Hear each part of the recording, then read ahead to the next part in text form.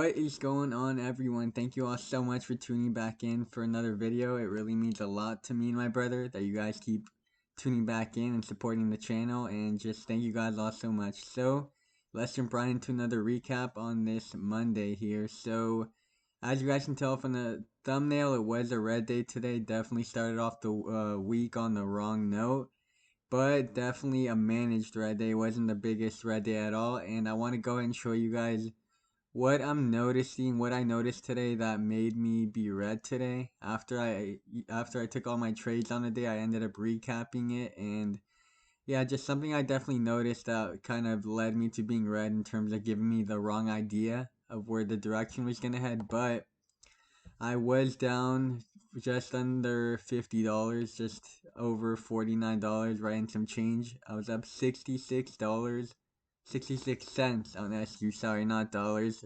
And I was up $49.99 on TQs, right? So overall, it was a red day today, red just under $50. And here are all my filled orders for the day.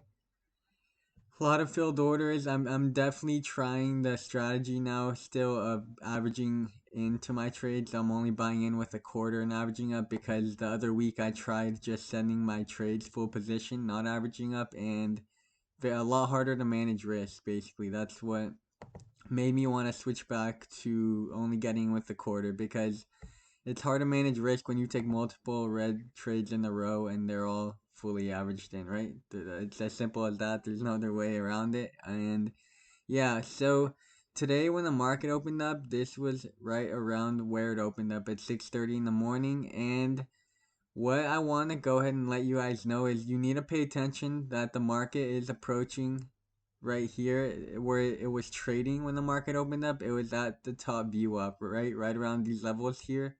And if you look at the 5-day 5-minute, it's right around here. And previously, leading up until the market open, the Nasdaq has continuously just been trending between this kind of channel right over here, right?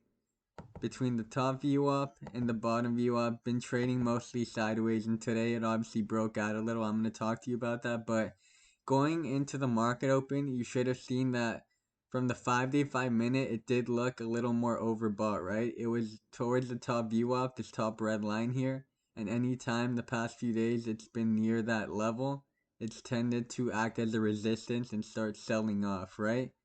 So given that information today, a lot of people, I'm sure, saw that potential resistance, and when the market opened up, it just started to fall. It had a nice little sell-off here.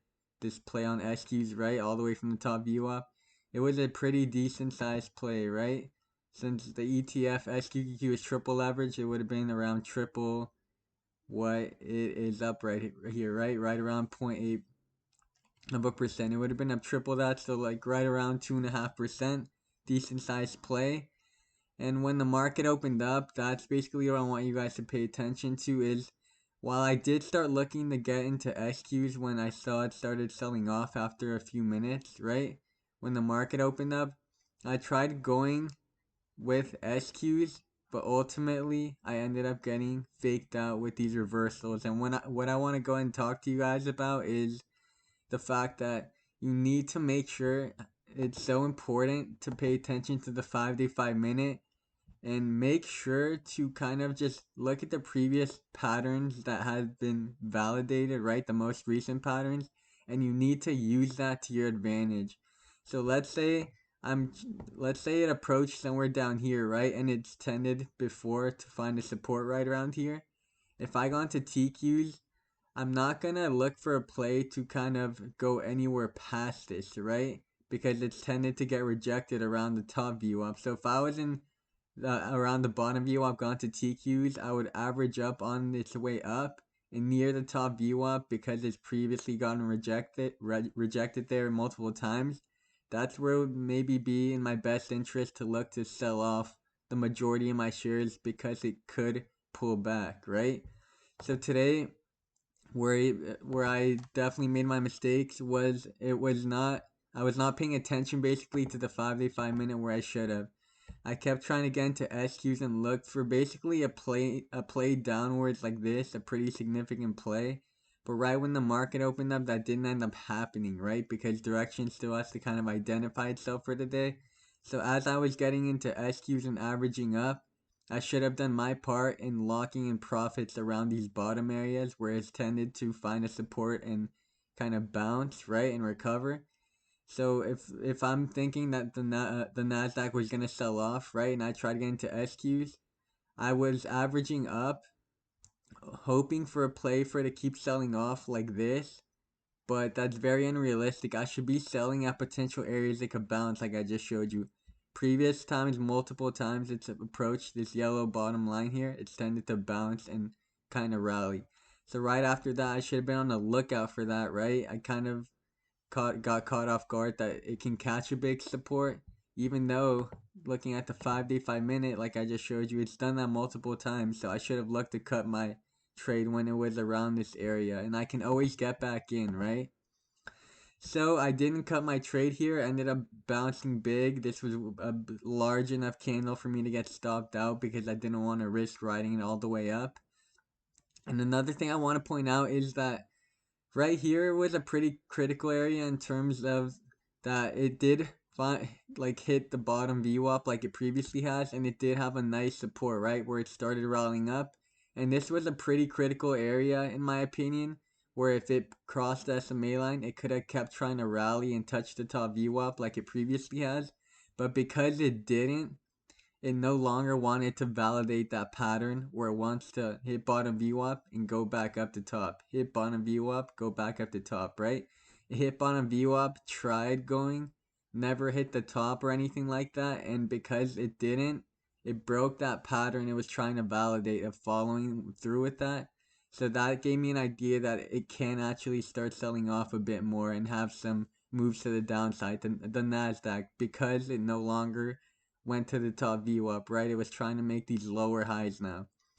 And when I saw that multiple times, it got rejected by this green SMA line here now. It couldn't pass it. Anytime it fell, it wouldn't want to pass this line and go up to the top VWAP, right? It was breaking its pattern. When I saw that, this play here was where I capitalized the most. That was my biggest SQs play. If I remember, somewhere right around here, you guys could check it out. But when it ended up hitting the bottom VWAP again, the Nasdaq, it sold off a little until it became pretty oversold and once again started to try to gap up. And I did my part in noticing that it was trying to use this green SMA line now as a resistance, right? It, it struggled to break above it multiple times here, and that was a new type of pattern it was trying to validate. So when it did push up all the way here, I did my part in getting in initially with a small position SQs, and as it started to fall, I would load up on my shares. Ultimately, I ended up cutting it kind of somewhere right around here. I played it safe near the bottom VWAP, a bit above it, and obviously I did sell early. Ended up having a nice, much larger fall after that. But I did do my part in trying to not get caught in the same trap I just did, right? And selling when it makes sense. So I did sell early. I could have maybe sold the majority of my position and let a few shares still run and then sold. But it wasn't the biggest shock, right? That after I sold at this area, it did start dropping. But after it had a nice drop, just like all the other times previously in the most recent time periods, right? It did have a nice rally after that because it was looking oversold on the pattern.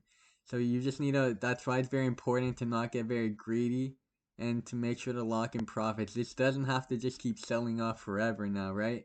It did have a pretty significant sell off, but if you got too greedy, it did confirm its pattern where it would near the bottom VWAP, maybe sell off below it a bit, and then have these nice recovery. And that's what happened again. So, if you didn't lock in profits, maybe you just need to tell yourself that you need to look at your trades better and see that it may have been a smart decision to sell, right? Because anytime the Nasdaq follows the same pattern it's been having, it approaches a territory here where it can start rallying again. So it wouldn't be the best decision to try and bag hold it, right? So yeah, that's just what I wanted you guys to get out of it. I hope you guys enjoyed the video.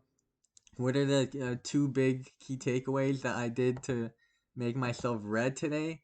was like I showed you, the 5 to 5 minute, I need to pay attention to it better and look out for potential supports where it could balance the resistance areas to make sure that's where I lock in my profit, because that's just a smart area too.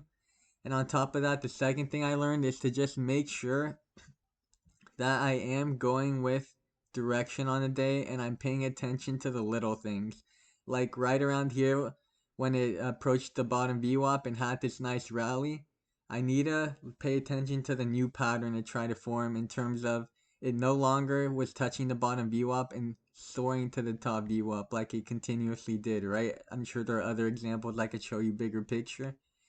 But because it was getting rejected now at this green SMA line and trending under it, it started to use that now as a new pattern to kind of make these lower highs and get rejected.